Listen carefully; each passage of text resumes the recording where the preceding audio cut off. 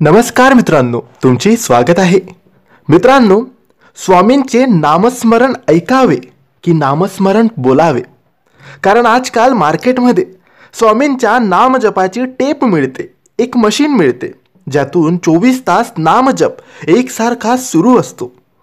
आता ऐकल्याने काय फायदे होतात आणि स्वतः बोलल्याने काय फायदे होतात?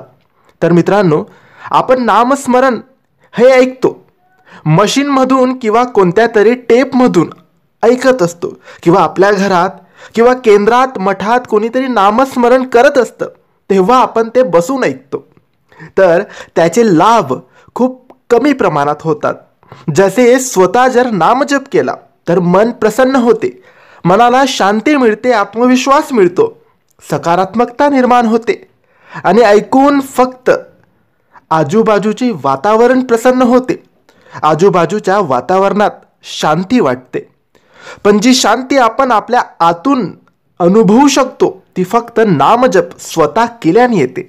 म्हणून प्रत्येकाने नामजप नक्की करावा. जेवढे जमेल तेवढे करावं. कमीत कमी एक माळ तरी नामजपाची करावी. अनुभव तुम्हाला स्वतः येतील. श्री स्वामी समर्थ हा नाम स्वतःच्या मुखाने केला तर डोक्यापासून ते मनापर्यंत स्वामींचा ध्यास होतो. स्वामींची प्रतिमा दिसायला लागते. आपण नामस्मरणामध्ये गुंग होतो आणि जेव्हा आपले नामस्मरण पूर्ण होते तेव्हा मनाला एक वेगळी शांती मिळालेली असते. मित्रांनो, आपल्या मनावर आणि डोक्यावर कोणाची सत्ता हवी तर ती फक्त भक्तीची सत्ता हवी. त्यामुळे नामस्मरण नक्की करावे. नामस्मरण ऐकण्यात काही वाद नाही, परंतु नामस्मरण जमेल तेवढे नक्की करावे. तर मित्रांनो, ही माहिती तुम्हाला आवडली असेल तर लाईक आणि शेअर करा.